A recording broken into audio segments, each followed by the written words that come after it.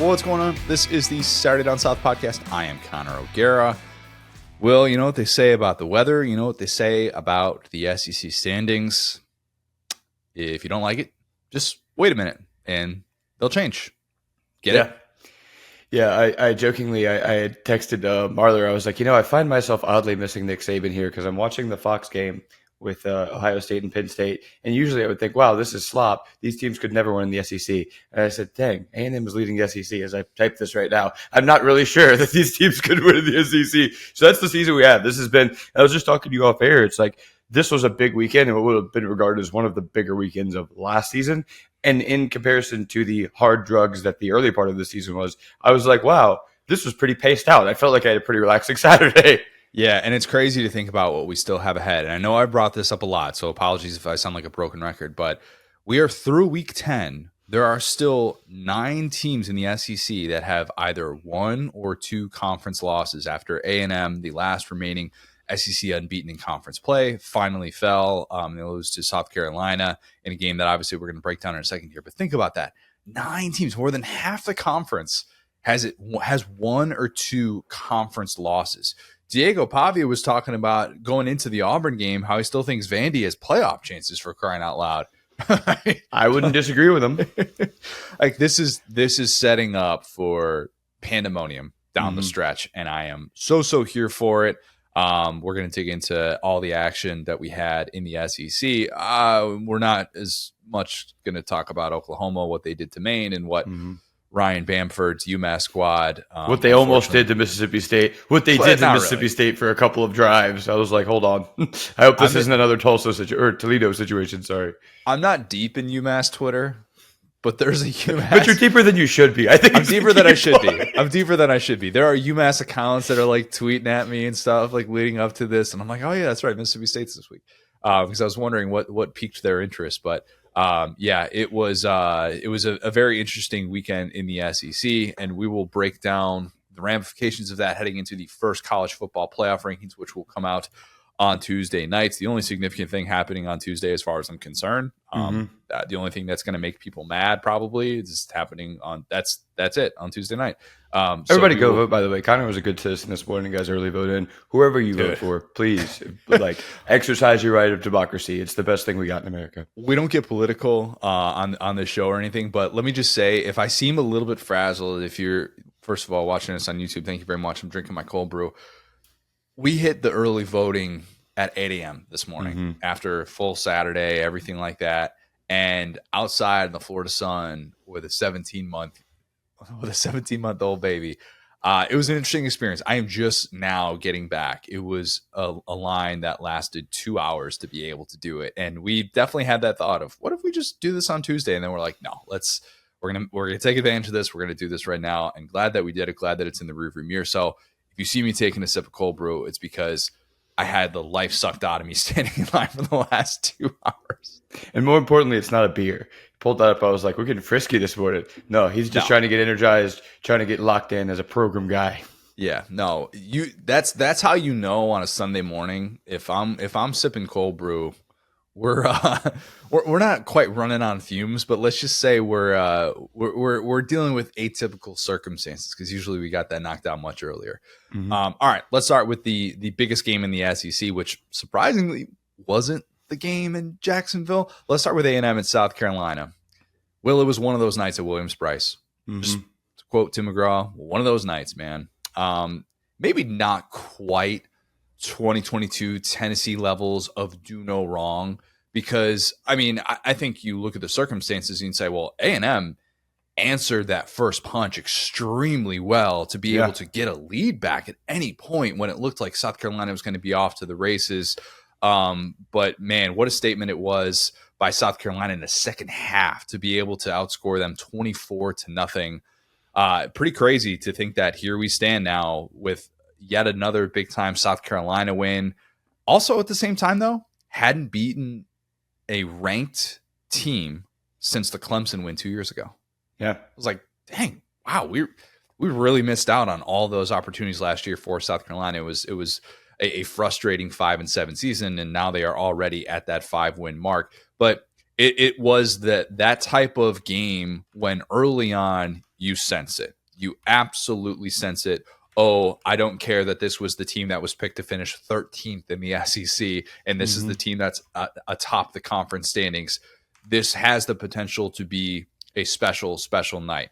Let's start with South Carolina, because we're going to get to the A&M, all the big picture ramifications that this will have in the SEC race. I predicted a vintage Rocket Sanders game. We got a vintage Rocket Sanders game. Oh, yes.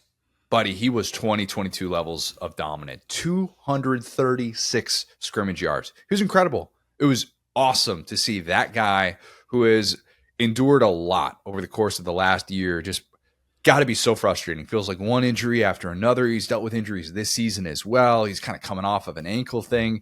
And for him to look like there was just, you weren't going to arm tackle Rocket Sanders on Saturday night. There was no chance of that whatsoever. And speaking of not being able to arm tackle someone, Lenore Sellers, man, against that A&M defensive line, which ain't lacking beef. It's not. Easily the best game of his career. Not even close. The box score says 0 sacks, but I don't feel like that tells the full story, because if you saw how he shed tackles and just said, "Get off me, ball. I don't care who you are. You are not bringing me down." So slippery, so powerful. That first play from scrimmage, they had a free rusher. I think wasn't it Shamar Turner who came like through the A gap? Somebody, yeah. And you're thinking, this is going to be bad news bears for South Carolina's offensive line. He sheds that, has the presence of mind to keep his eyes downfield, which he did such a good job of last night. And he rolls out and he hits a receiver downfield, 20-yard gain, and made it look easy. Made it look like a guy that's been doing that for years. And he has not been, okay? Like, that was a guy who grew up, it felt like, that night against a really respected Mike Elko defense. But, man, it was it kind of reminded me of peak Rocket KJ in 22, you know? Yeah. Where disappointing season that was for Arkansas, but they still had some of those games. You know, the BYU game comes to mind, where if you were not sound on the defensive side of the ball, you just weren't going to tackle those guys. And you were going to have to watch them run free, and maybe you get to push them out of bounds or something like that. But when you have two guys that are combined nearly 500 pounds, good luck, because that is just not an easy task. And Mike Elko talked about that afterwards. You just can't struggle tackling like that and expect to win. Easier said than done, obviously, to be able to bring those guys down. But I'm not sure anybody could have tackled Lenore Sellers on Saturday night. That guy was breaking everything. Extra baby oil that he had going on the arms or something. Dude was on point. Yeah, I think it's what's so funny. Like, Mark Me is interested in this offense, right? Because at the end of the day, you know, this is what it should look like. And I know I've not been the biggest Dowell Loggins guy, but at the end of the day, and kind of what's frustrating me about this offense historically is that it feels like it takes them about this point in the season to actually figure out what they are. I conceptually understand, or not, I'm not smart enough to understand it conceptually, but like overarchingly understand what they're trying to do here, which is create havoc and confusion from an offense, which is hard to do. And they did it over and over and over again. Because you got to think, you know, if you have this young quarterback, first thing you got to do is take away his legs, right? Which is hard to do, to your point. Second thing you got to do is take away Rocket Sanders, which in itself, when he's playing like this, is hard to do, right? And then it's like, okay, well, on top of that, we have all these orbit motions. We have all these quick routes. Oh, and we have the most physically gifted guy on the field, Nick Harbor, who isn't even, we haven't even talked about him yet. He got involved a little bit. 2 targets. Like, I think he had at least one deep target that I'm recalling. I think he finished with 2 targets maybe in this game. Was not a factor. Yeah, no. I'm not saying he was a factor. I'm saying that you got to account for him. You know, because remember that deep target that was coming right out of the second half, they had him like doubled. They were so worried about Nick Harbor. Yeah. And that's the stuff on the back end that is harder to pick up when you see, how are they running so freely? Oh, because they're scared of the over-the-top coverage, because Nick Harbor is running all these like kind of dummy routes to push the defense back. And now the interior has to make like 6 decisions correctly in a row, right? And like they did the tape review in one of these. I think it was the Rocket, like the long run he had up the right side. Which doesn't really specify because he had a ton of long runs up the right side. But like kind of on the play-by-play, they were like, well, you see the safety like pick the wrong gap here. It's like, Not really, man. I mean, it was a really hard split-second decision, and like that was what they had them doing all night, was just guessing and guessing and guessing and guessing. Because when this offense is hitting on all cylinders, it truly is unstoppable because you have to cover everyone and I mean, dude, Simon. Dude, oh my gosh, Josh Simon looked like he was shot out of a cannon all night, and on a night in which they didn't really have receivers. Bennett gets hurt in this game on that weird tackle that somehow wasn't flagged, even though there was pretty clearly who was it, Mays, who like looked like he slammed his helmet down after they got tied up on that play over the middle, but they didn't have receivers to throw to. Yeah. I mean, they're throwing to Josh Simon and Rocket Sanders. That was the passing offense, but when you run for 286, you don't necessarily need those guys on the outside. And they just leaned on that ground game so much to outscore them 24-0 in the second half. Even Beamer kind of couldn't believe that, where he's talking amidst the field storm afterwards, and he's looking up and he's realizing we outscored them 24-0. I preached finish at halftime. But for them to finish the way that they did and to show that type of response, when I'll be honest, I thought A&M was going to rally back. I thought when they withstood that early, just everything that could go wrong did go wrong. I mean, think about it. 7 minutes into the game, they're down 14-0. They've already had the failed fourth down on whatever sort of tush push kind of sort of not really QB sneak, I guess, more so with Marcel Reed. Probably not the best. Colin Clyde thinks everybody's Colin Clyde. I think that's his problem. Concline. He's like, I would have that. I could go down there and get that one today. All right. Your boy's 180 pounds. It's a little bit that leg drive. That's going to take some time. Let's wait till he's maybe a redshirt junior or something like that. And then Le'Veon Moss gets hurt, and he gets this play on the left sideline where it's A&M's offense looks like it's finally get going, and then he just takes a shot directly to the knee, and he has been nails for that offense this year, man. And I like Amari Daniels a lot. He had a really nice game as well, but Moss just gives you something kind of different. And he's third leading rusher in the SEC. I was looking up some stats about where he ranks nationally because the efficiency is so good. And I want to say there's like 4 core 4 running backs who had at least 6 yards per carry and double-digit rushing touchdowns this year, and he was one of them. I mean, that guy has just been so unbelievably good, and for an A&M backfield that's already dealt with depth issues and whatnot, that's a really, really tough pill to swallow. To see that guy writhing in pain on the ground in street close in the second half. Mike Elko confirmed going into halftime, yeah, he's out the rest of the game. They pretty much knew it right then and there. We're recording this before any sort of clarity on him, but yeah, man, like I came away kind of impressed with A&M in a not necessarily in a wow, you guys are world beaters sort of way, but I loved that response in that atmosphere. And I know I've been critical of Marcel Reed. I really have. So I'm not here to do some sort of a victory lap, despite the fact that A&M fans in the YouTube comments, buddy, y'all were. I did my best to not go back and like all the YouTube comments from A&M fans who just dogged me for picking South Carolina to win this game and saying, "Oh, Connor just hates on A&M." Buddy, I've been hyping up Mike Elko for 7 years. If you're late to this, I apologize, but go back and check the receipts on that one. Bro, it's crazy how everybody has that opinion that everybody hates their team. Because, like, you know me. I'm like, same as you. It's like, I'm actually kind of a Mike Elko respecter. We love the Colin Klein hire. We're like, they've kind of managed this whole thing really, really well. Like, we have no reason to be nice to them, and they've really impressed us all year. I'm more impressed with Marcel Reed now than I was 2 days ago. Is that crazy to say? That's a little crazy to say. No, look, here's the thing. Mm-hmm. I thought the poise that he showed, and the vast majority of the time that he's scrambling, and you got the head bobbing up and down, and the throws that he was making on the move, I thought he was legitimately dangerous. Now, obviously, they had some fourth down plays that they'd like to be able to have back. When it was Debo Williams who came in there. Mm-hmm. Yeah, South Carolina's got another Debo. That doesn't seem fair. And came in there and blew that play up on fourth down. And you're just like, man, this is South Carolina's night. But I thought he did a lot of things really well, given the circumstances where he could have turtled. He absolutely could have turtled. He could have felt the pressure of, oh man, I'm struggling here. Big time atmosphere on the road.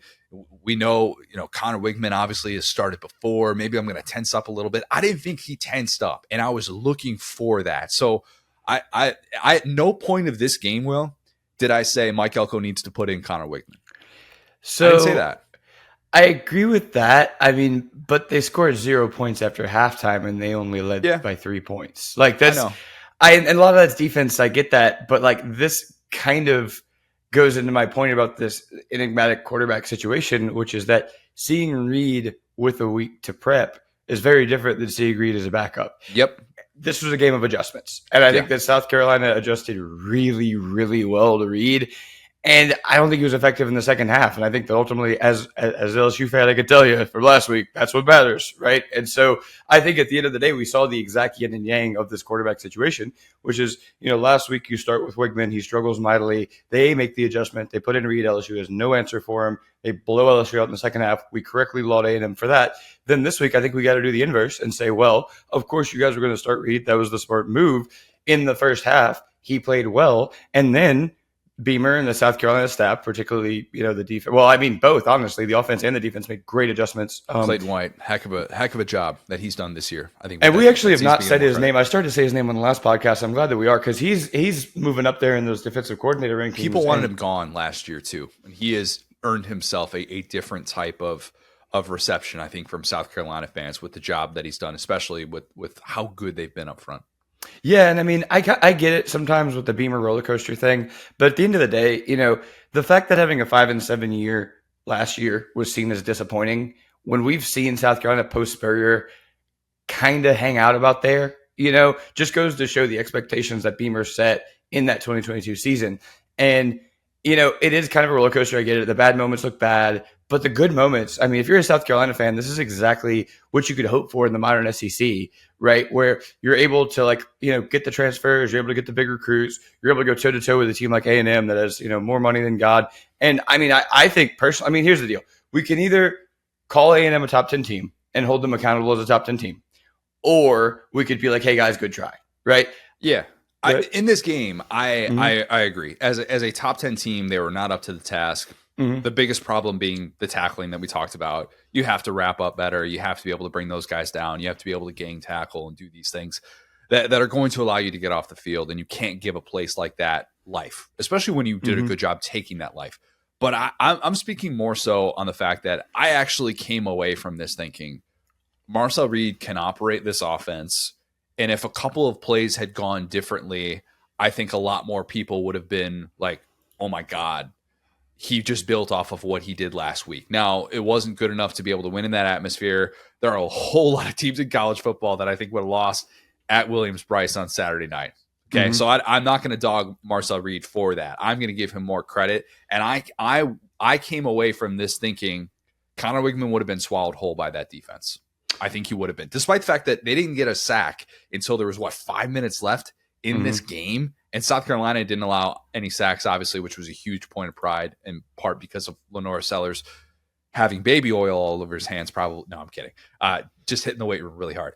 But I thought Connor Wigman would have been much worse off against this defense. And I have not said that very much about an A&M game. So I'm still feeling good like A&M's going to be in the thick of this. And if we're talking big picture about staying in the SEC race, about trying to get one of those spots in the 12-team playoff, I think Marcel Reed can get you there. And I want to be on record with saying that now. Yeah, I think if you look at the things that South Carolina did well, right, a lot of it's just having swamp monsters and a great defensive line. You know what I'm saying? Which is kind of a pass-fail. You either have that or you don't. And so, if you look up and down A&M's schedule, okay, New Mexico State, post Diego Pavia, probably not. Auburn, and I don't want to discredit them yet, but they're kind of at that point in the season. Texas has had those guys, right, with PK. So I think that game becomes a little bit more, losable when you see this little bit of a blueprint here. But the thing that we always worry about with this style of quarterback is, can they throw the ball when they're forced to, right? And in a game that Moss went down, to your point, I think that he did enough to answer those questions. So basically, if you have the, like with the Wigman situation, it's like you really kind of never knew what you were going to get. But it feels like the blueprint now is, okay, to stop Reed, you have to have a pass-fail qualifier of a great D-line that can not get tricked the way that LSU's did. And then you have to go off of the next adjustment. I think that's the adjustment that South Carolina did really well in the second half, if that makes sense. Yeah, I agree. And South Carolina, tremendous job protecting. Tremendous job making sure that those guys did not take over. I think A&M earned the right to be in the top 10. Losing this game doesn't make them a fraud or anything like that. But I just came away from this being like, all right, well, this is the SEC this year. This is what this is. South Carolina kind of perfectly encapsulates what the SEC is in 2024. They can hang with anyone. They can be the type of team that is just brutal to play against for 60 minutes. And you can feel like this is a totally different game than you looked at in the preseason, where if A&M fans are being honest, they looked at the South Carolina game and it was probably the 6th or 7th most difficult game they thought on that schedule, just because they've had so much success in that rivalry as crossover rivals. Obviously, I think South Carolina has like one win against them since they became crossover rivals. So for A&M, you looked at that and went, all right, well, yeah, this should be something that, we're going to be tested on the road, but we should still be able to take care of business if this isn't a total disaster year one. But you kind of look at them now, and you're like, all right, well, South Carolina, are they going to go 9-3? Are they all of a sudden going to be a really solid win for teams that are trying to get into the college football playoff? Because I look at the remaining schedule, Will, 8-4 feels most likely probably, because you've got Vandy coming up, you've got Mizzou, Wofford, never count out Wofford, but, well, I guess that's more so in basketball, not football. And then a Clemson team that only beats up on crappy teams. South Carolina is not a crappy team. They're not. by any stretch of the imagination. A team that has an equalizer that we talk about so much, but when Lenore Sellers or Rocket Sanders are going like that as a 1-2 punch, they can beat you in a different way. And that was the important thing for South Carolina to be able to show on Saturday night. They're not going to be a fun team to play against the final month of the season with how much they believe in, despite the fact that, they're not necessarily sitting here playing for a college football playoff berth because of, I even did that very briefly, Will. This is going to sound bad. It's like, would a 9-3 South Carolina team have a shot at the 12-team playoff? And then you kind of look at the teams that they would be blocked by. They had the blowout loss against Ole Miss, obviously, and then losing to LSU, losing to Alabama. The head-to-heads with teams like that are in the mix would probably hurt them as a 3-loss team. So I didn't want to let myself go there, and I instead left it to they could be 9-3 by season's end, and I don't think it would be stunning at all. Yeah, I think that okay, so I remember talking to Brad, or we talked to Brad at Media Days, and it was kind of like this whole thing about South Carolina, how their season felt. And this is not me quoting him, this is like my interpretation, but it's like, what do we do this year? Like the season felt a little bit like hopeless or whatever. Nobody was really talking about South Carolina. Last year they came out, Media Days, kind of had the big pomp and circumstance from the previous year. Again, last year was a little bit disappointing. I never personally got caught up in that because I've always loved Shane Beamer and I've always just rooted for him. I just think he's a cool guy, selfishly.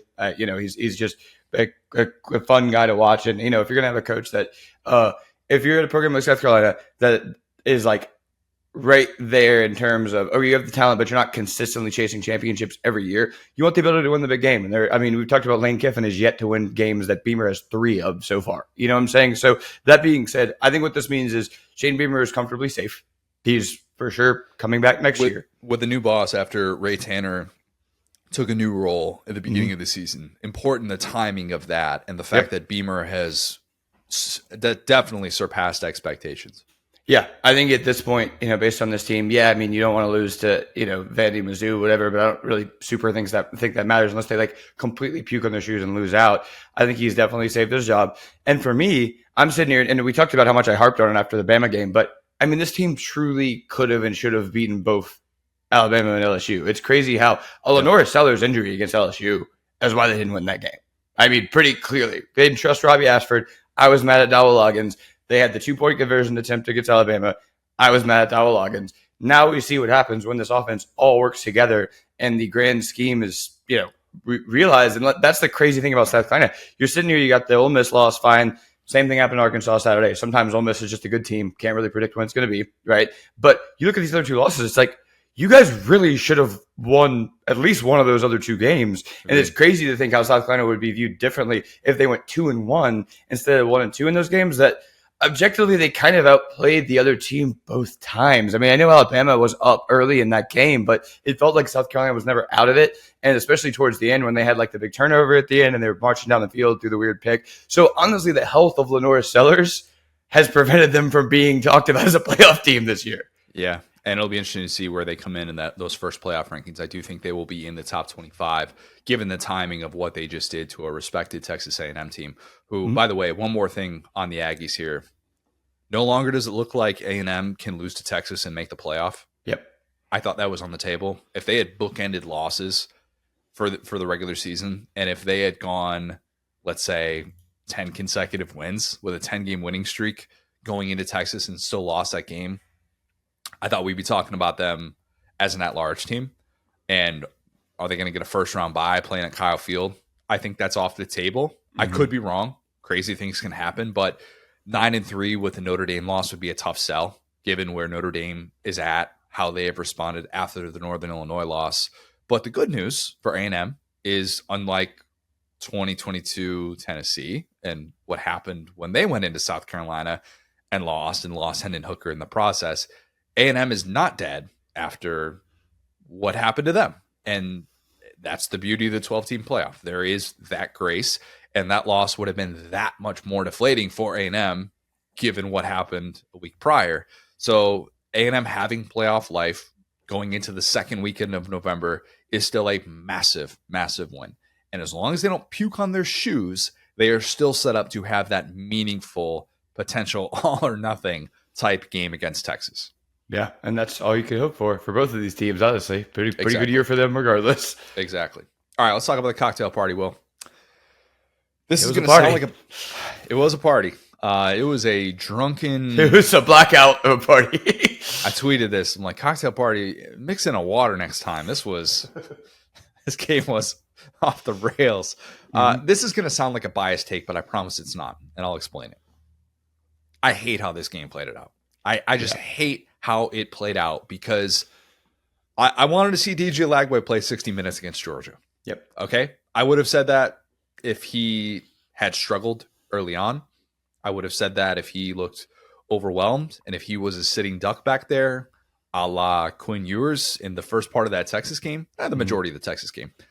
Because while his success was very limited in the first half, just that drastic swing with the Beck interception and then the Lagway deep ball on the very next play in Mizell was like, man, we should have a real game here.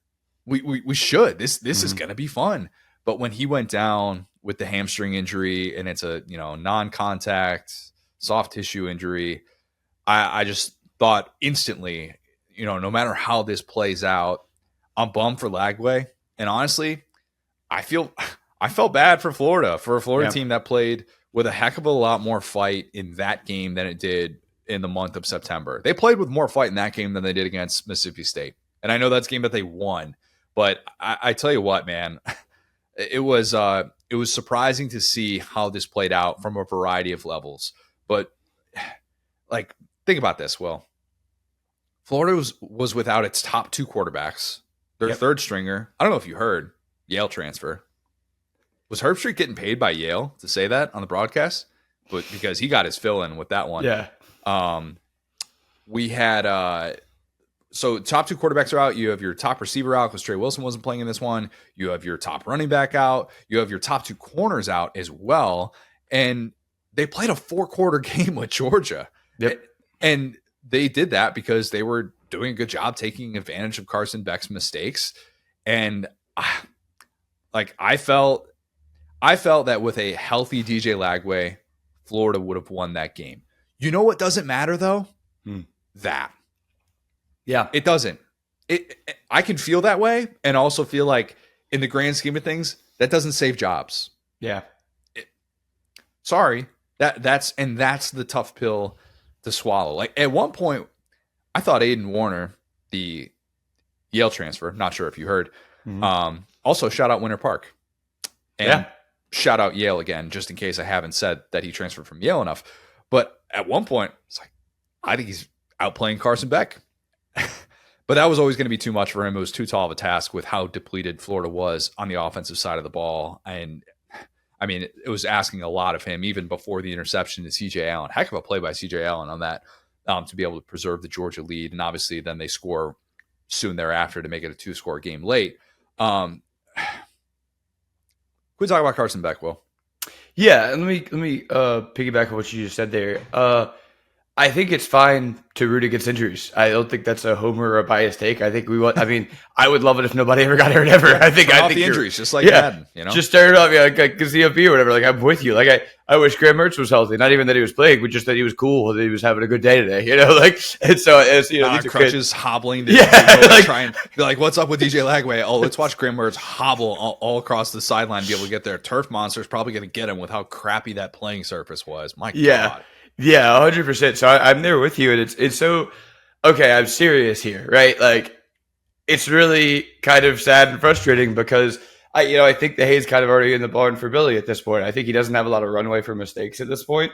But when we looked at this team in the preseason, we said, okay, what does this team do well, right? Forget the muscle mass quote and everything. It was okay. You got Graham Mertz, you got a veteran quarterback, and you got Montel Johnson, running back who's been with Billy this whole time. That's your leadership on offense. You can trust those two guys. That's why they kind of said, okay, Etienne, cool, you're out of here.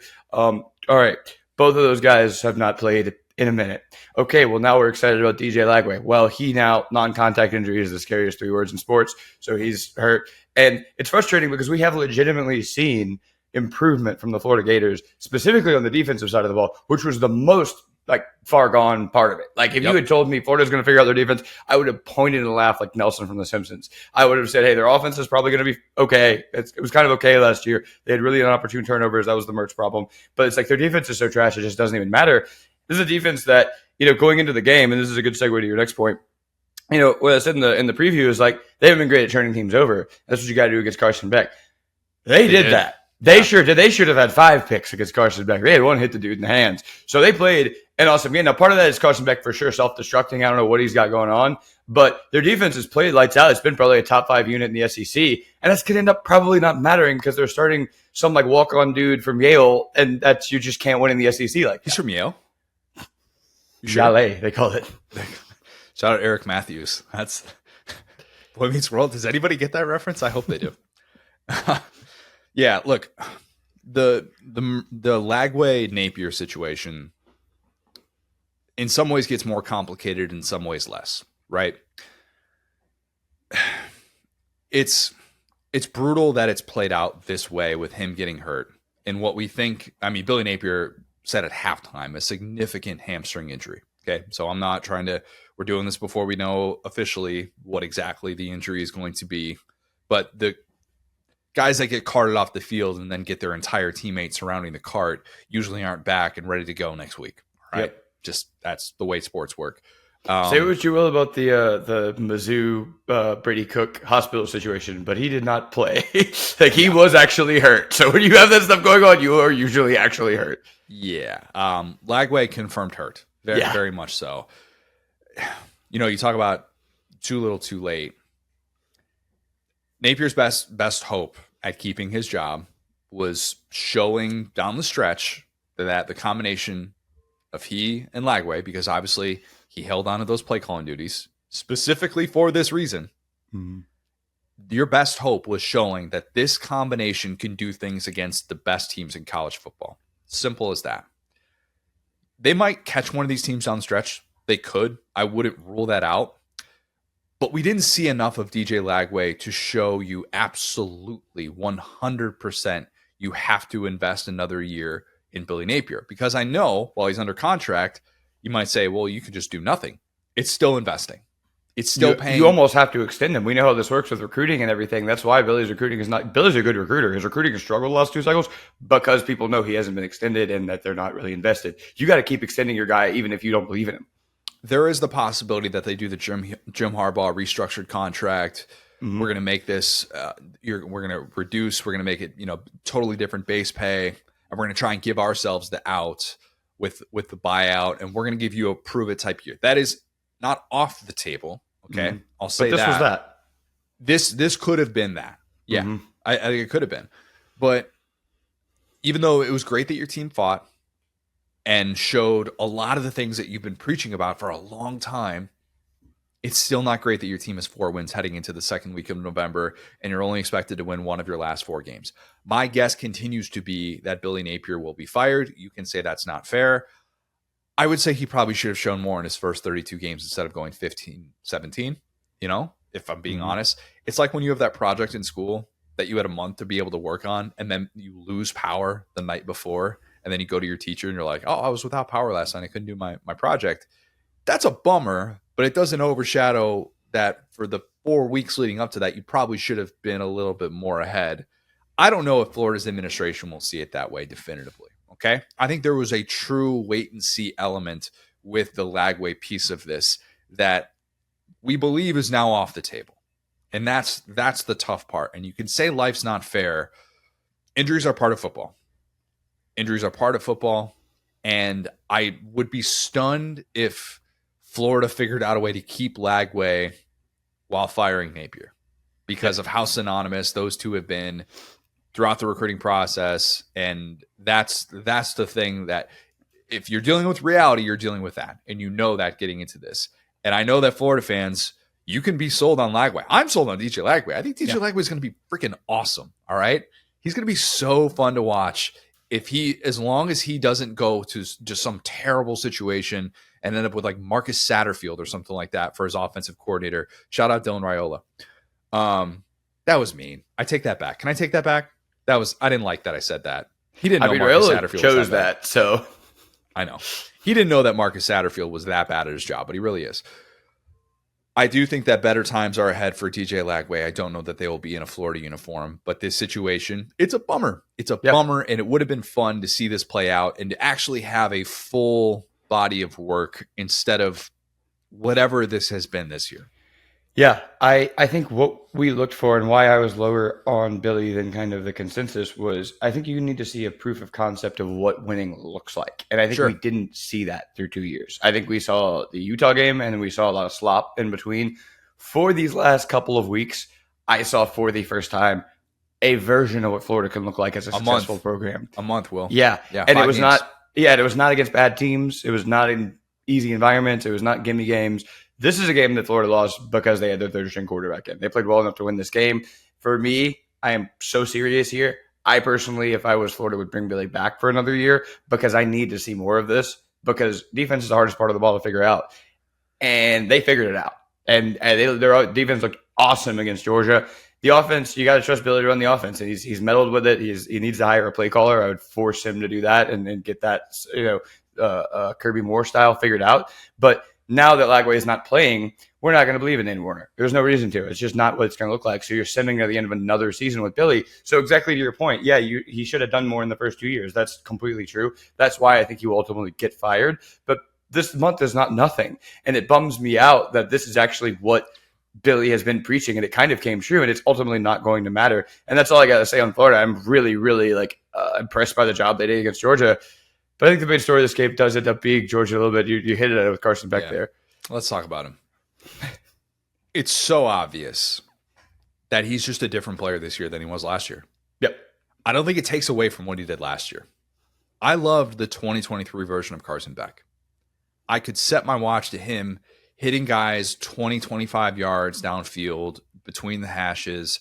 I felt like he was poised. He wasn't necessarily Stetson Bennett the fourth in terms of clutchness, however you want to perceive that. All right.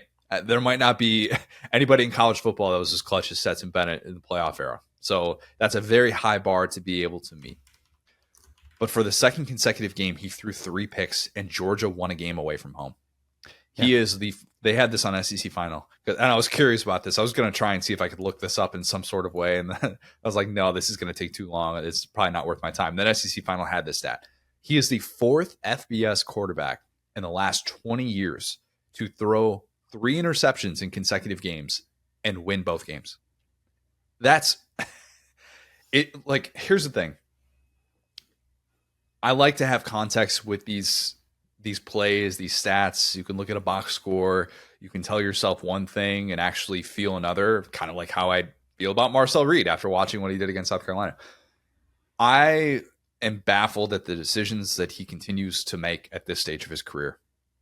Bad reads, forcing throws. I think it was Brooks Austin who's like, I've never seen not Stetson Bennett.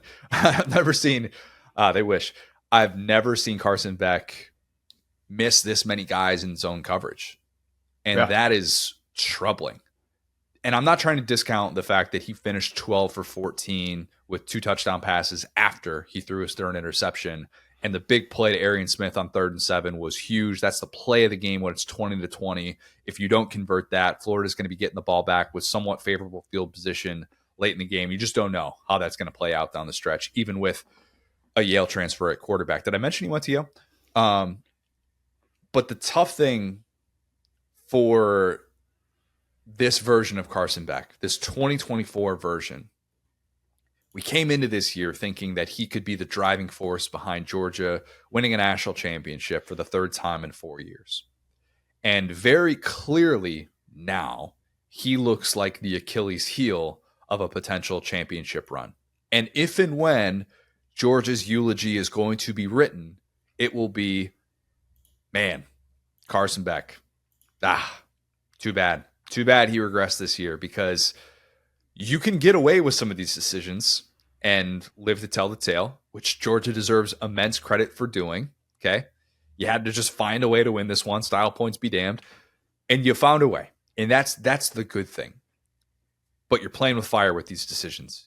You just are. And it doesn't guarantee that you're always going to be able to overcome them, especially if you don't have someone like Trevor Etienne to be able to turn to. He is out for the second half of this one with the rib injury. I'm sure that was really frustrating for him, given all the circumstances surrounding his, reunion, redemption game with Florida, whatever you want to call it. But man, I don't want to say that I've just given up and lost all hope on Carson Beck, but you go into these games now and you're just waiting. You're just waiting for these catastrophic mistakes. And I did not think we'd be talking about him with such a low floor this year. Yeah. I mean, I don't think he's like the worst quarterback in the SEC or anything, but I think tweeted that though, didn't you? I said it's a conversation, and what I'm gonna Peyton settle Thorne on is in the SEC. Well, Peyton what Thorne. I'm gonna settle on is that he is the quarterback who hurts his team the most. Okay, because at the end of the day, Peyton Thorne. What's Auburn gonna do this year? Be bad. What are they going to do without Peyton Thorne? Also be bad. What are they going to do with Peyton Thorne? Be bad. Peyton Thorne's irrelevant to Auburn. Maybe if they had Jaden Daniels, Auburn might be okay. That's the only situation that's saving Auburn.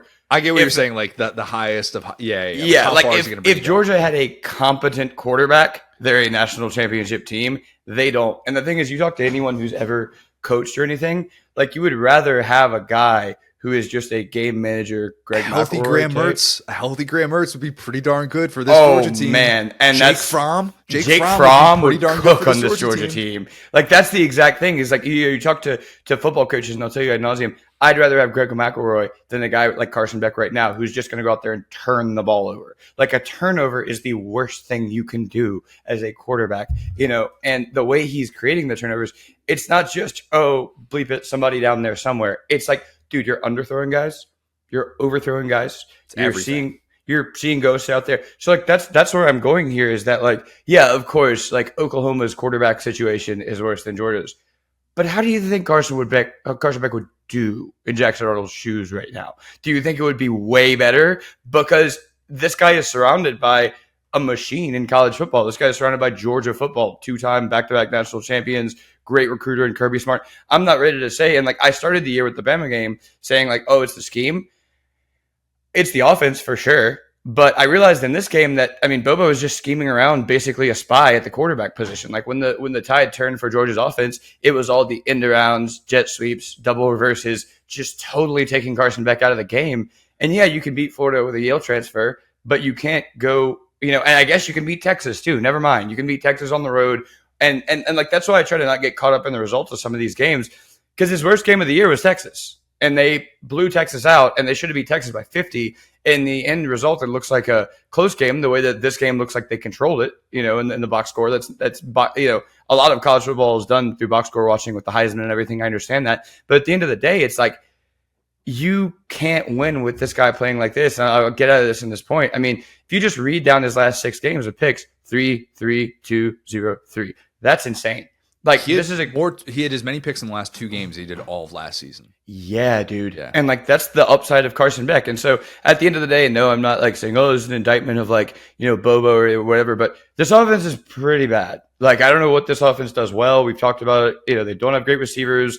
Yeah, they got Delp, he's solid. Etienne's good, but he's hurt. The running back, we feel like we might have gotten that figured out a little bit. But like, what are we scared of from this Georgia offense? And the answer is the Georgia defense. The answer is the field position they create. The answer is a lot of these stats that Beck has that you like are because the defense has already punched the other team in the mouth, gotten them reeling on their heels, and Beck just capitalizes. I can't think of a time he's swung a game this year. You know, he's just not on the same page with these guys still, too. Yeah. I mean, I thought Herbie had a great breakdown of the play with Dom Lovett, where it looks like Carson's signaling to him pre-snap, "Hey, this is what you should be doing. I'm checking at the line here." Kirby talks about how well Carson Beck was doing at checking at the line. He did a lot of things that casual watchers of football weren't going to pick up on necessarily, but it's the type of thing that he'll get lauded for in the film room with changing protections and all that stuff, whatever. But like where he's checking to Dom Lovett, and it looks like he expects him to do one thing, and then it's a quick hitter that they're just not on the same page for, and it's an incompletion on third down in a key spot there where you just need to be in sync. You just do. At this level of football in November, that's not an excuse anymore. It's not an excuse with a guy that's been in the program now his second year. And if that's still a work in progress, which it very much feels like it is, then that's the issue. And obviously, Kirby's faith in Carson Beck, Kirby's faith in his quarterbacks in general is just unbelievably high.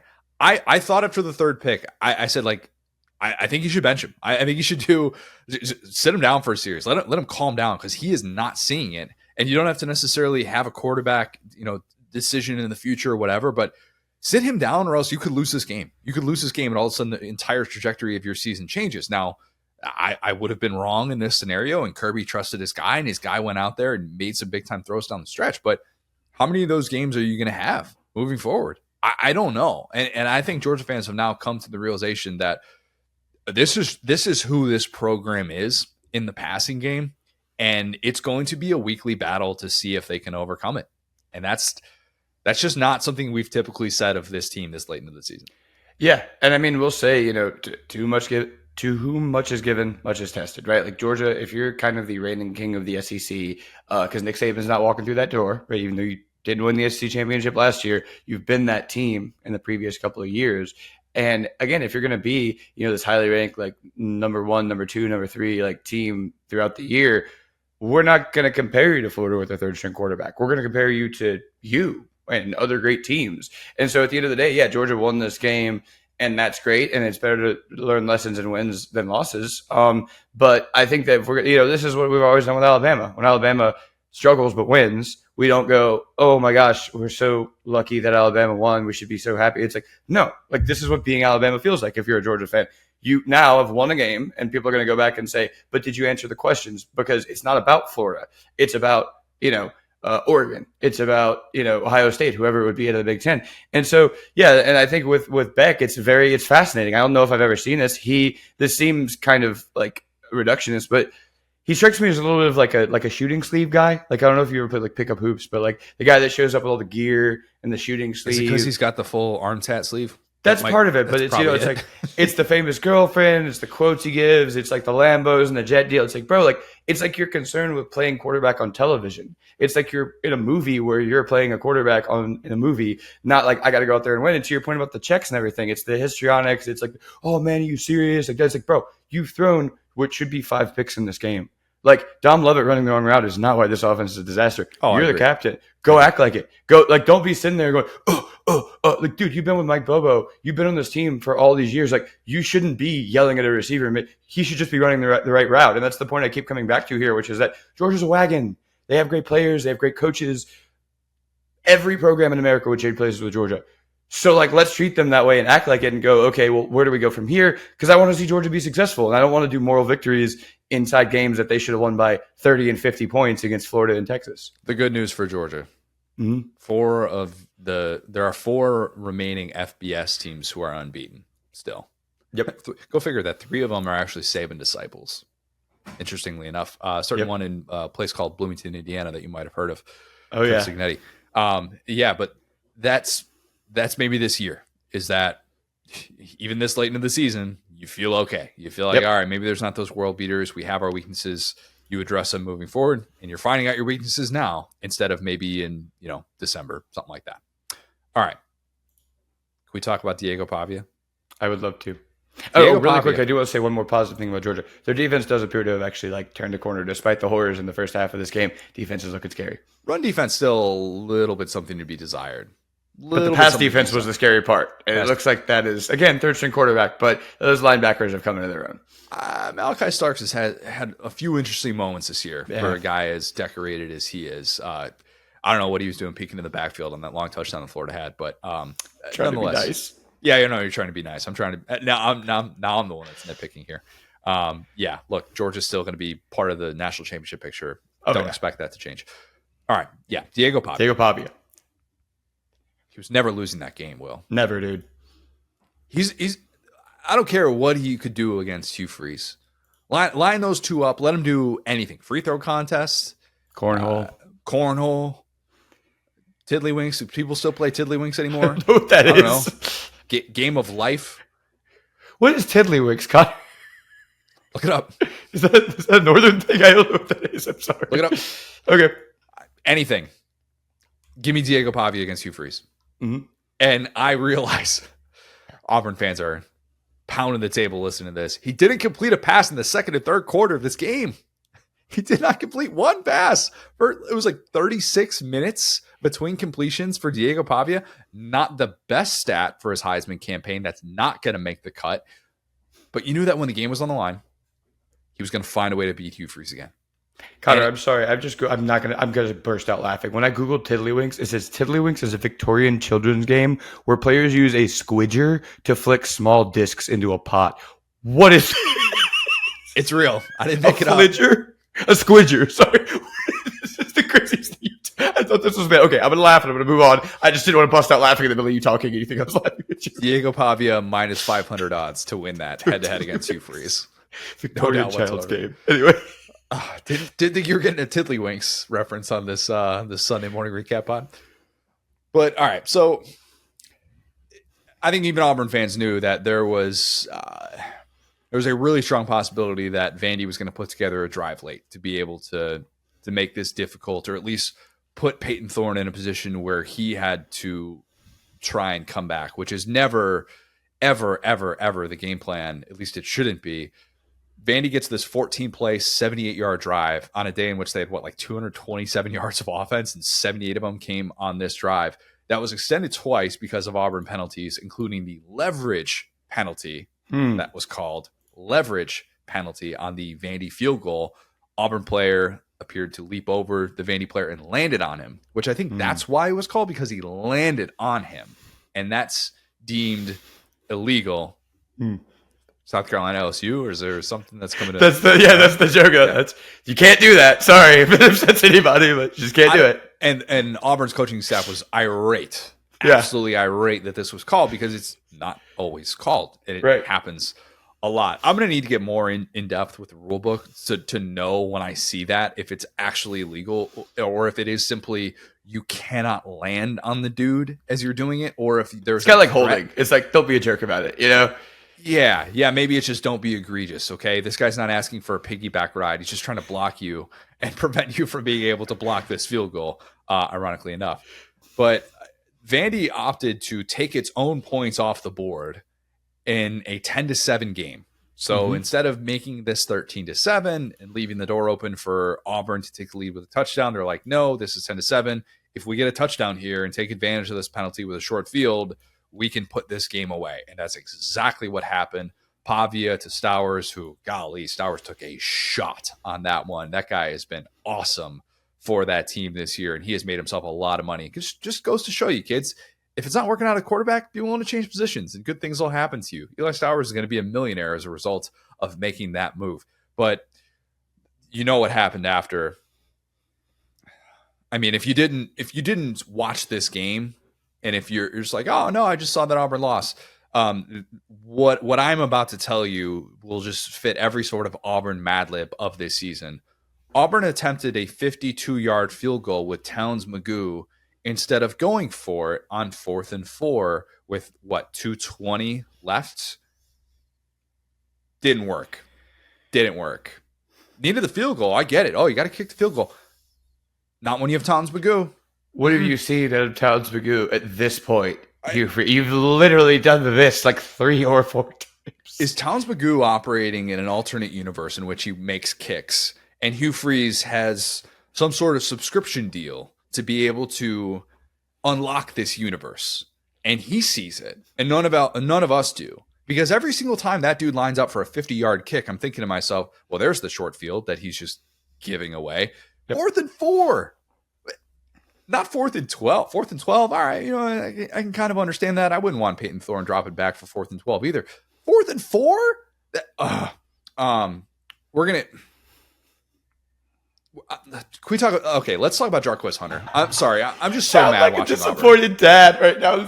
You're like flustered. You're like, this is ridiculous, and it is. You're right. Like, I'm gonna give Vandy its credit. Vandy, I'm gonna give you your love in a second here. All right, I promise. I'm gonna give you your love. But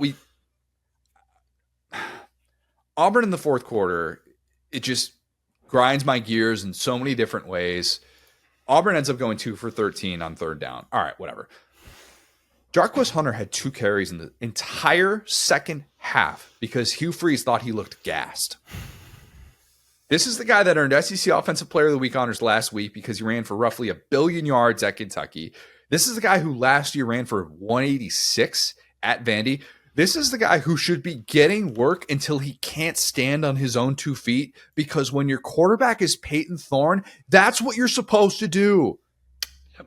What are you doing, Hugh Freeze? I am so baffled that week to week it looks like this. And Hugh Freeze making these decisions is just further confirmation of why I hate it when head coaches call plays and they take that upon themselves and they don't have the presence of mind to recognize this is going on. Now, it's a little bit different when you're Clark Lee and you've got a Jerry Kill who handles a lot of those like actual head coach duties during the game, so that you can be a play caller on one side of the ball. Little bit different, yeah. But 12 carries for 50 yards from your best player in a game that wasn't a 2-score game until the final 4 minutes. That's why I don't want to hear it about Auburn getting robbed about the field goal block penalty. And I understand Auburn's coaching staff is upset about that. That team wasn't scoring a fourth quarter touchdown. No way. Fourth quarter Auburn is a toddler after a sloppy Joe. That's what it is. It's just disgusting. You just keep making it harder.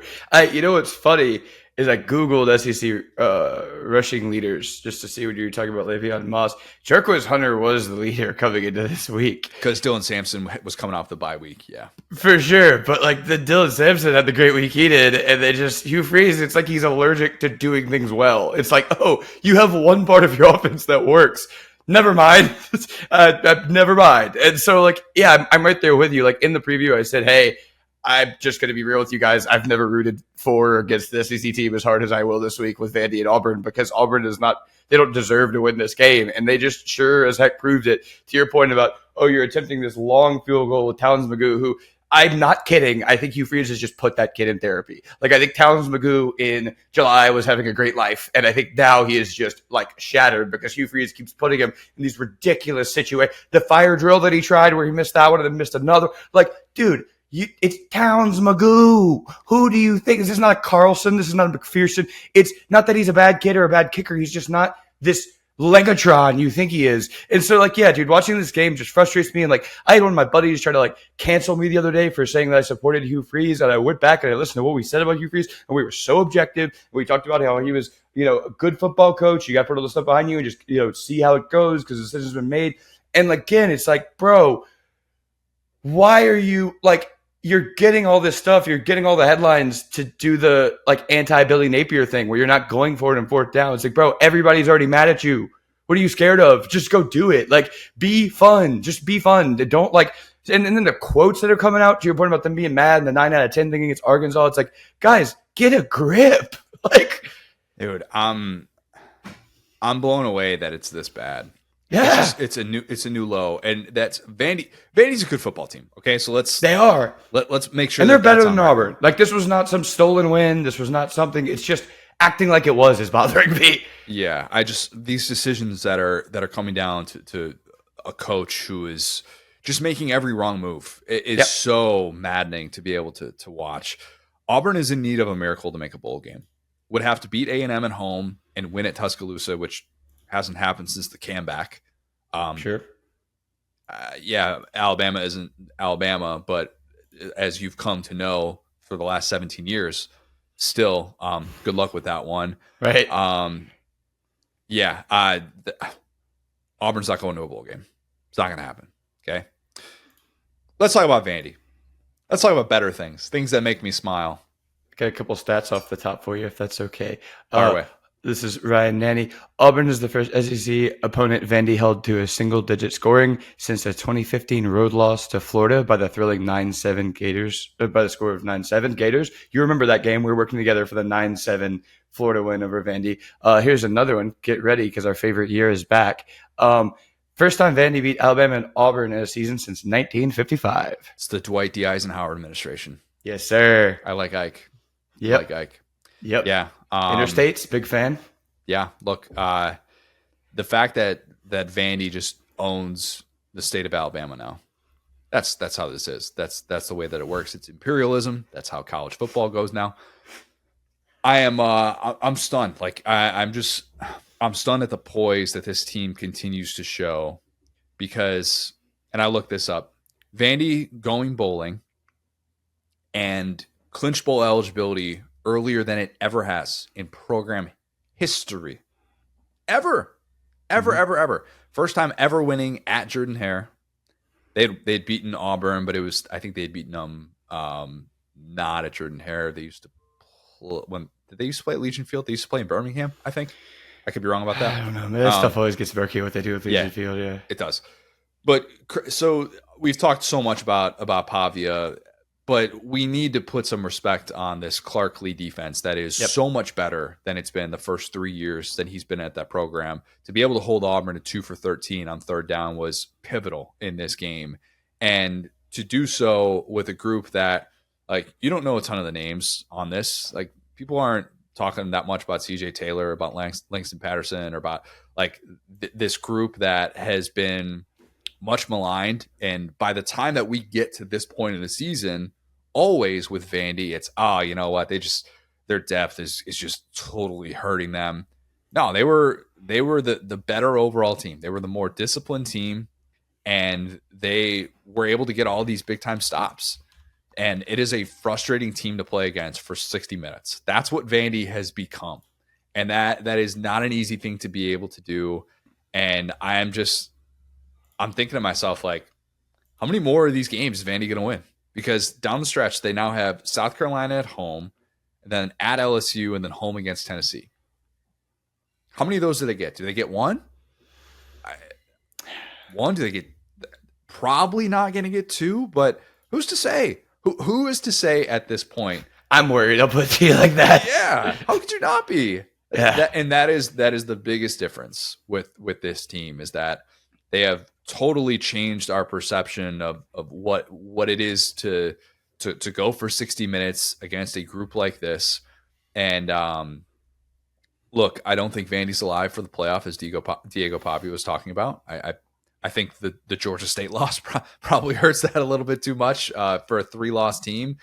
But I certainly, once again, wouldn't tell him that to his face, especially as an LSU fan, because he could beat them by 30. If I told him that, I'm never going to count him out. No. And Diego Pavia retweeted me, so we're on good terms. Okay. Yep. We're all good now. I retweeted the stat that I had about earliest that they've ever clinched bowl eligibility. But fellow podcaster Diego Pavia. Fellow podcaster. It's exactly right. Pin tweet. Check it out. I haven't listened to an episode yet. Maybe we'll get there. We'll get there when we get some time to spare. That might be an off-season project, is to go back in the archives and listen to week by week Diego Pavia podcast instead of watching old games. Someone on Auburn's upcoming 2025 schedule needs to just hire Diego Pavia as an analyst. Even if he's only an analyst on Zoom and he's still playing football in Canada or something like that, just get him on your staff. Do it. Do it now. Thank me later. And that's assuming, I guess, that Hugh Freeze gets to 2025, which he'll probably get a 2025. The recruiting's still really good. But yeah, shouldn't have been a surprising result. That spread was, I think, a bit ridiculous, even though Auburn's defense played extremely well. And Auburn's defense is all over the dudes who deserve better team, but just couldn't get that one stop that they needed to late, and the penalties hurt them. Yeah, just really quick, talking about kind of Vandy's no-name amoeba defense. Vandy linebacker Brian Longwell had this tweet that just said, "Merry Christmas." Did you see this? I did not see this, no. Oh, man. Tweet from Vandy linebacker Brian Longwell says, "Merry Christmas," little gift emoji. It is a text, like an Apple text. No, can't see who it's from, but it's heavily alluded. From December 25th, 2022 at 5:59 a.m. It says, Brian, I'm sorry, buddy, but we're not going to sign a high school linebacker in this class more than likely. You're a great player with a bright future. Hope you and yours have a Merry Christmas.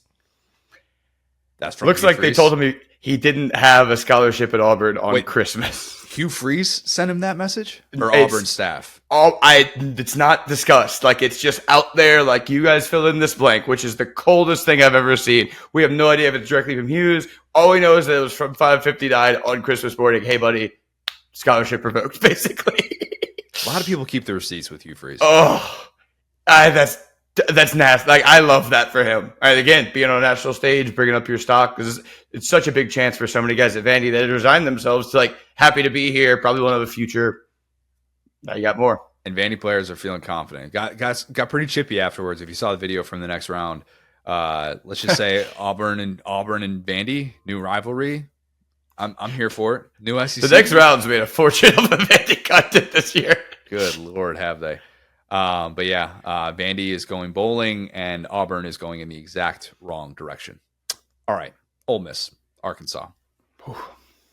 The question we need to ask is, did Lane Kiffin chucking a ball over the head of a referee wake up the Ole Miss offense? Maybe. Love this sport. Whatever you got to do, man. Whatever you got to do to get things going. Did Jackson Dart losing his mind on the sideline after they got stopped on 4th and goal and he didn't get the ball and he's yelling about, like, put the ball in my hands, and he's, cussing out maybe coaches? I don't know who he was cussing out. Did that wake up the Ole Miss offense? Maybe. I'm not really here to say, but You know what's funny, man? This was the classic Will special here where I said all the right things and then proceeded to make the wrong deduction out of it because I was like, they got this quarterback who just could change everything.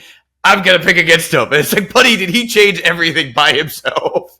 yeah, by you're talking about Taylor Green. No. I'm talking about Jackson Dart. I'm talking about, remember, I was like, Tennessee is better than Ole Miss at everything except the quarterback position. Oh, yeah. But Ole Miss's quarterback could turn everything around. And I was like, never mind. And it's like, no, dude. And hey, shout out Jordan Watkins. Goodness, it wasn't alone. Woo. But that was like probably the best game of Jackson Dart had 6 touchdowns and 500 yards on this defense. Second player in SEC history to hit 500 passing yards and 6 passing touchdowns in a game. Who's the first, Will? Oh, man. 6 studies. Was it Joey B? No, that's a good guess. That's probably Tua. Another pretty good. You're in the right era. You're in the right. You're maybe a tiny bit late. But you could probably figure this out. It might not come to mind immediately. No, who is it? Yeah, Drew Lock. Oh my gosh, I remember that game. It was against like nobody. Yeah. Wasn't it against Connecticut or something? Yeah, it was something random because I remember the Mizzou reporters were like hyping it up, and I was like, "This team sucked." I do remember that. Yeah. So Jackson Dart, probably a Josh Heupel special. Probably. Yeah. I don't think that was a Dooley game. I think that was a Heupel game. I could be wrong. But for Jackson Dart to do that against a defense that we actually respect, very much impressed me, and to do so obviously without Trey Harris, without Caden Prieskorn as well, plus an injury to Henry Parrish Jr. They're without their left guard as well in this one. But Jordan Watkins, he basically said, "Oh, no Trey Harris, no problem. I'll win every single battle on the outside. I'm going to get open. Scheme is going to help me out. Whatever." Arkansas just couldn't get pressure on Jackson Dart, and he tore them up. That felt like the Ole Miss offense that we saw in non-conference play. Yep, school record 254 yards receiving for Jordan Watkins, all being the drum team member, Jordan Watkins. 5 receiving touchdowns, also school record. Jackson Dart doing this on this stage doesn't have to necessarily mean like, all right, that means that Ole Miss is back. This is who they're going to be the rest of the season. It's been a little bit week to week, and Lane talked about that afterwards. But they deserve a lot of credit for putting up 63 points at a place that I think they absolutely could have lost to if they had played their C-plus type game. First time that the road team has won this game since 2018. First time Ole Miss has won in Fayetteville since 2008. How about that? I mean, probably something I should have brought up in the preview pod when talking about this one. But Ole Miss took advantage, and after it looked like it was going to be a little bit of a slow start for their offense, they very much got things going. Yeah, healthy Taylor Green probably changes the complexion of the game. He was not healthy. Much. Yeah, it doesn't change it to the tune of whatever 32 points the margin of victory was, but he gets rolled up on in the first quarter. He tries to come back in. It wasn't working. They decided to stick with Malachi Singleton. Malachi Singleton actually played pretty well.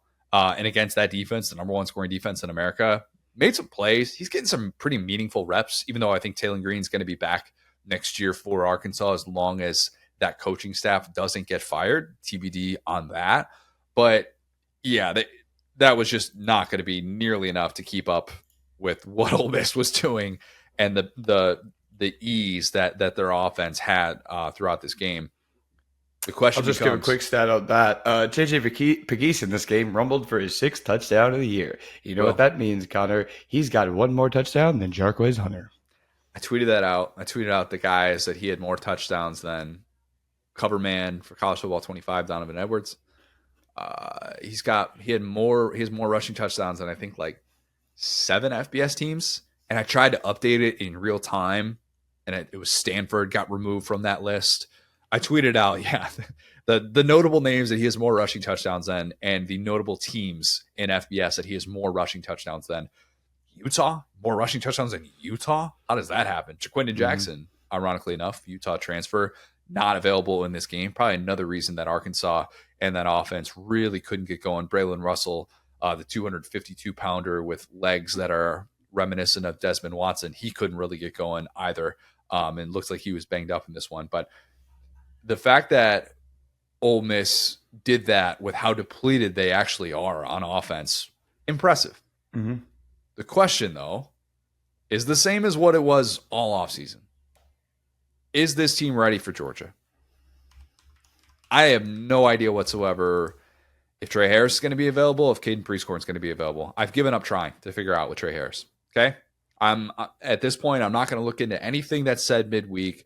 If he's out on the field, if he's actually playing, if he's out there for the first snaps, then we'll go from there. Because even on the broadcast team is talking about it, and they didn't know.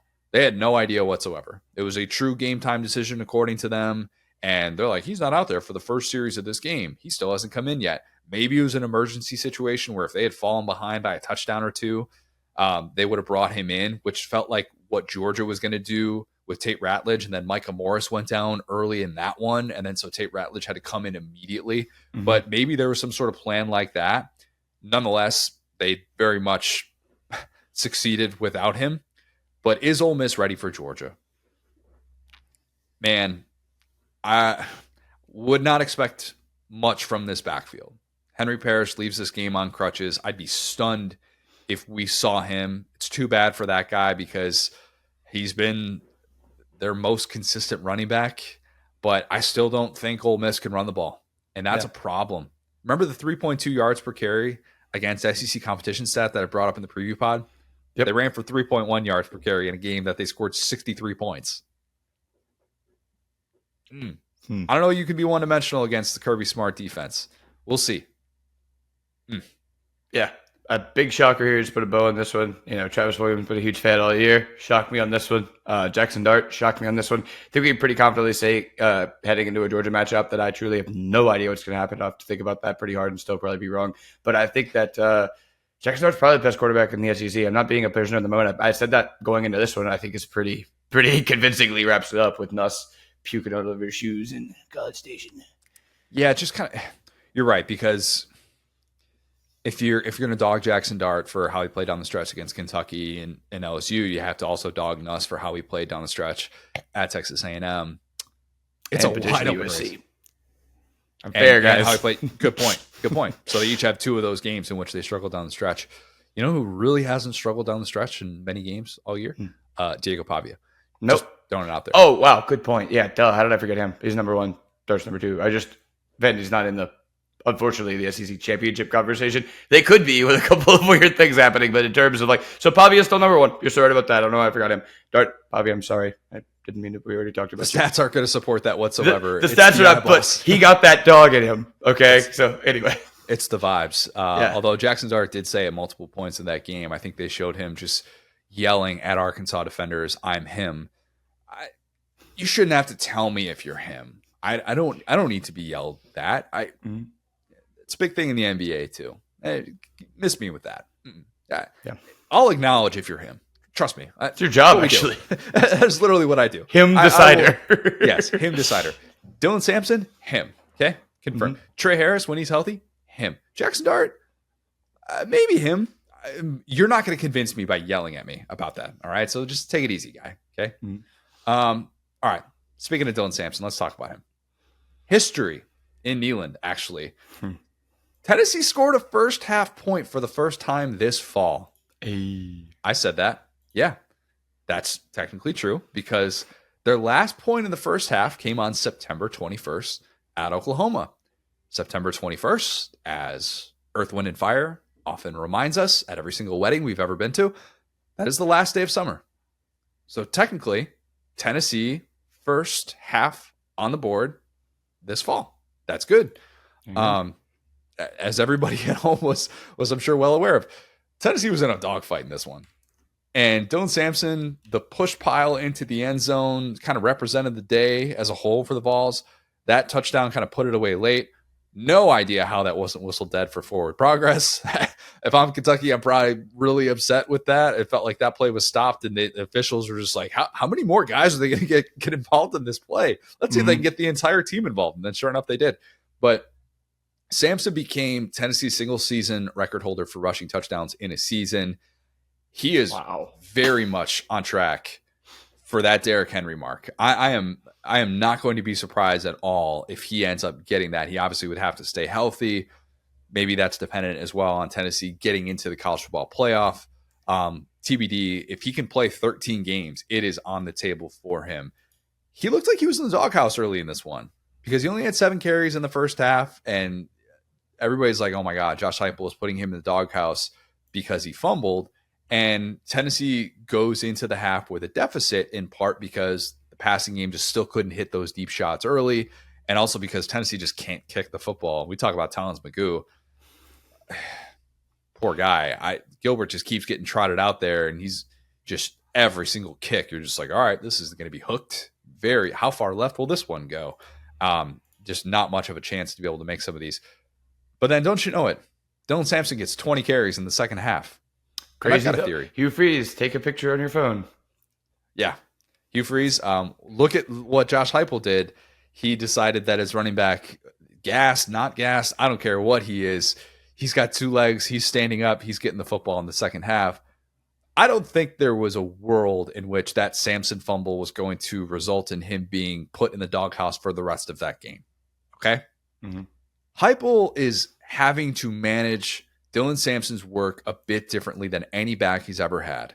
And he is very much on pace to be the most the highest volume back that he has ever had during his time as an offensive coordinator, his time as a head coach. He is on track for that. He's came into this one averaging, I think, 4 more carries per game than any SEC running back. Was there maybe a little bit of a mental thing that Josh Heupel was doing with his best player to kind of, just piss him off a little bit? Get those angry runs in the second half. Shout out Kyle Brandt. Yeah, I mean, I think we've talked about this a ton in the evolution of Josh Heupel, where they were just kind of a first couple drives team, first quarter team, first half team, and now it's like they're just kind of disinterested the first half, and they're just like this dogfight second half adjustments team. They just got to put the 2 together, folks. Like, you need him in the second half. You need him if you don't have, if he's on E in the fourth quarter, your team's on E.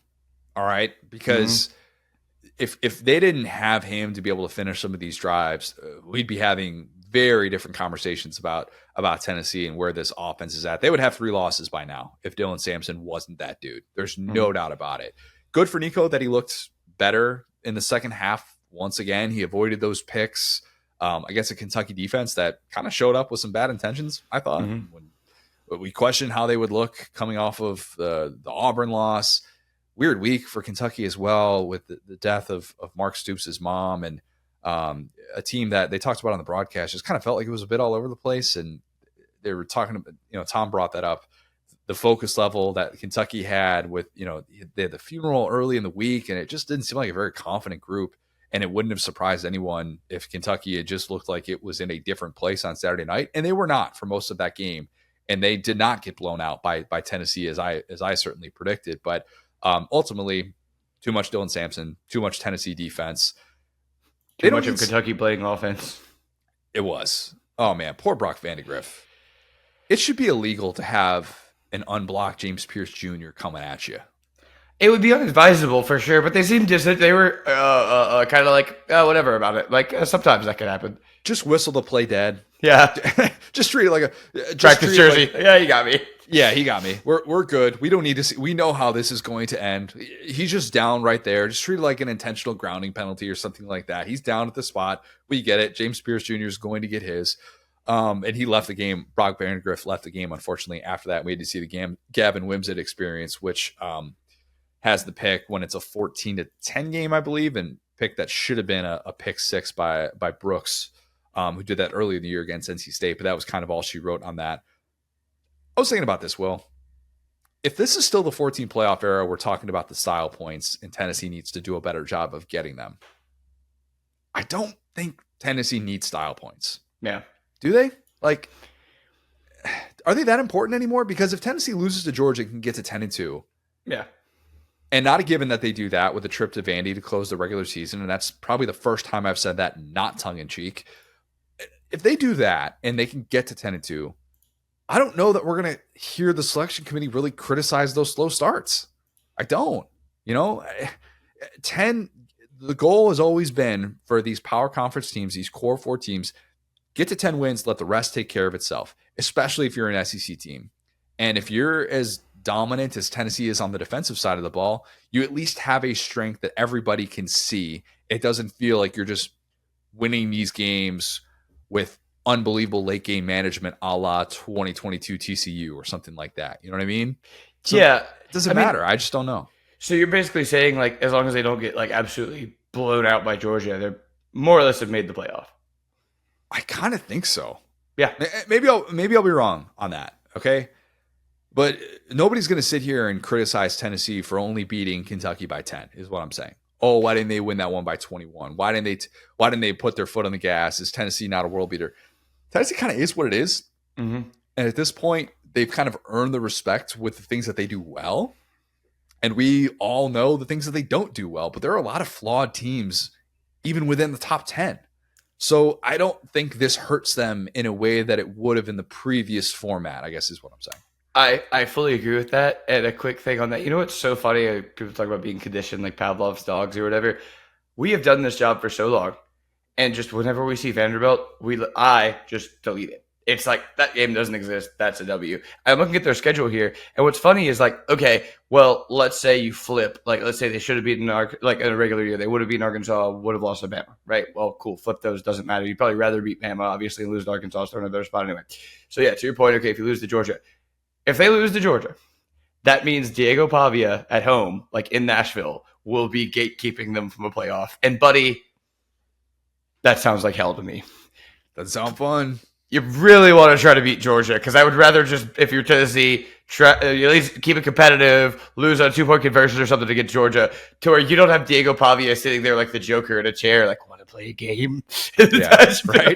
That's where he thrives. That is nightmare scenario. But yeah, I was thinking about this more and more, and that sounds like I'm making excuses for Tennessee, and I'm not. I'm acknowledging their flaws and admitting that if you're just in that spot though this late in the season, that's kind of all that matters in the 12-team playoff era, you know. And you can at least feel going in, all right, we maybe have an opportunity to have a first round game at home. It's going to be a difficult place to come and play. I think Tennessee at this point has come to that realization, and I've gotten away from the belief that they have championship upside. I don't think anymore with how much we've seen this passing game struggle that they have national championship upside, just because getting through that 12-team playoff with obvious flaws seems like it's still going to be a difficult thing, but just trying to get there. You're just trying to get there. And what a great experience that would be for this program to be able to do that this year. And that now looks like it's on the table. They kept showing the playoff odds on which take those for what they are. They've been all over the place in years past. I think it was 19% if they had lost that game, and it was 68% if they beat Kentucky. Mm-hmm. Like that drastic of a swing. But this does feel like one of those. That's what I'm saying. It's like there's not really a test left other than Vandy and Georgia. Like I'm not saying those are easy games, but there's not another like trap game in there. Like what Vandy is, what Georgia is. You know that you need to at least go 1-1 in those games, basically. And this was a game that they could have lost, that everybody hadn't picked to, or they could have lost, everybody hadn't picked to win, and they didn't. Yeah. So all right, do you want to close? Speaking of playoff, we can close with some playoff talk and get out of here. Yeah, let's do it. Let's try and predict the first playoff rankings. Let me guess the top 12. Let's do that. I think Oregon as an unbeaten is going to be number 1. Mm-hmm. Georgia at 2, Ohio State at 3, Miami at 4. Gosh, could Miami go up to 3? Or with the timing of Ohio State beating Penn State is probably going to win out. Okay, devil's advocate here. I don't think this is a better team, but based on the timing, why would they be behind Georgia? Why would Ohio State be behind Georgia? Yeah. If you look at their losses and their wins. Which win is more impressive? Winning at Penn State or winning at Texas? That's a good point, too. I do see that. I think Penn State's certainly been around a lot longer. They were, you know what I'm saying? Like, I think the loss is a little bit better, as weird as that sounds. I don't know that the strength of loss. I'm always a believer that the strength of loss isn't as important as people make it out to be. Mm-hmm. This is a razor's breath there. These are both really good teams. Yeah. Kirby's probably hoping that they're at number 3. That's a good point. If you're Georgia, you're rooting for Ohio State to hop you. Yeah, exactly. If you're Ryan Day, you are too. Probably. Yeah. Right there. Think of victory anywhere you can get it. Seriously. And then Miami at 4. You also look at Miami's schedule and realize with the way that the ACC's played out this year, where are Miami's quality wins? Miami can't afford to lose 2 games down the stretch. Miami has only 1 loss to give. I think with their schedule, they were in an interesting game against Duke. I definitely tweeted out the Manny Diaz is in full on "How do you like me now" mode with Toby Keith, and then very quickly deleted that after I realized that Cam Ward is still Cam Ward, and they were always going to come back in that game. That was probably dumb. So Miami at 4, and then Texas at 5, Penn State at 6, and this is where you realize once you get out of the top 5. You kind of look around and go, we've got some flawed teams in here. We really do. And then, so Penn State at 6, Tennessee at 7, Notre Dame at 8. Which got to at this point, unless you really like BYU. Yeah, and then BYU at 9, Indiana at 10, although I'm fully ready for IU to get left out of the top 10, even though the style points are actually there when you look at margin of victory and the fact that they really nuts that they should be like the higher story. This just proves that money drives everything. Because if we were doing a quality of record, Indiana would be right there, right? Even though it's all going to come down to that Ohio. Well, it won't all come down to that Ohio State game because an 11-1 Indiana team could still theoretically get in. Maybe some of that will depend on the ranking that we see on Tuesday night. If they're sitting there at 13 or 14 or something like that, then we're having a different conversation. But I don't think they will be because then you very quickly get into 2 lost teams. I think Alabama will come in at 11 and LSU will come in at 12. And that will round out the top 12. Obviously, they do the top 25. But, man, once you get after that top 5 and you realize the things that we've been saying about some of these other teams, it gets murky in a hurry. So it could be all over the place. Who knows? Maybe a new format. Selection committee is going to have a little bit of a different process.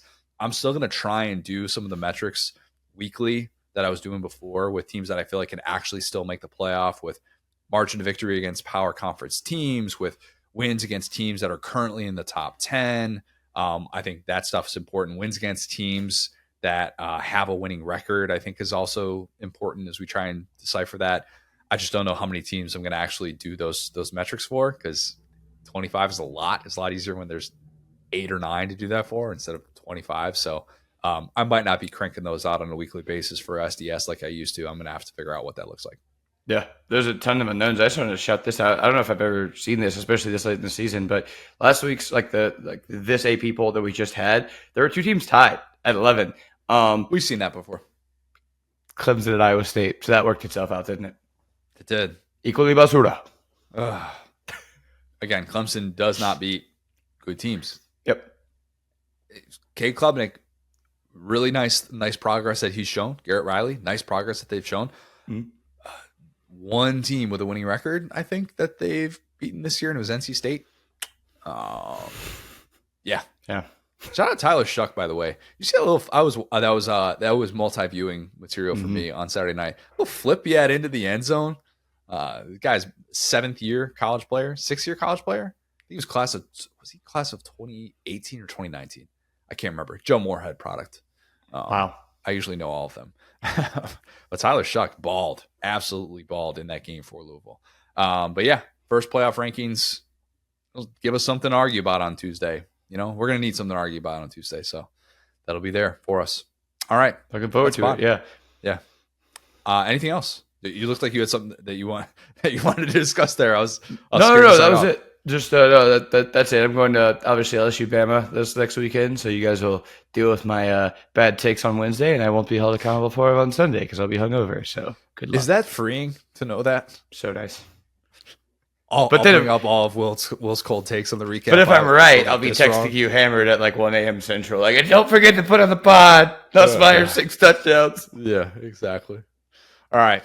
Looking forward to it. Great slate that's going to be coming up in week 11. We will break down all of that in the middle of the week. If you haven't, leave us a 5-star review. Subscribe to our YouTube channel where you can watch every single episode of the Saturday Down South podcast. Follow us on Twitter at the SDS Pod, at SideDown South, at CJ O'Gara, at GoSword. Thanks, guys. Talk soon.